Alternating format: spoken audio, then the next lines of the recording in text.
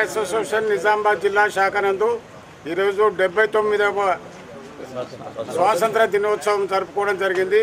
ఈ స్వాతంత్ర దినోత్సవంలో నూతనంగా ఎలక్ట్ అయిన తాలూకా యూనిట్ అధ్యక్షులు అండ్ సెక్రటరీ, ట్రెజరర్ అండ్ జిల్లా కార్యవర్గ సభ్యులు, జిల్లా సెక్రటరీ భోజగౌడ్ గారు, రాజారాం గారు, సాయిల్ గారు అందరూ హాజరైనారు.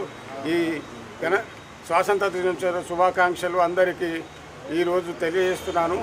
ఈరోజు ముఖ్యంగా గవర్నమెంట్ రిటైర్ ఎంప్లాయీస్ అందరూ కూడా చాలా సీనియర్స్, 60+ ఉన్న వాళ్ళు, 70, 80, 90+ ఉన్న వాళ్ళందరూ కూడా ప్రభుత్వము సానుకూలంగా స్పందించి మా డిమాండ్ లైన్లను కూడా సాధనకు మా జేఏసీ పక్షాన చేస్తున్న ప్రయత్నానికి పూర్తిగా సహకరించాలని ప్రభుత్వానికి మేము వేడుకుంటున్నాము.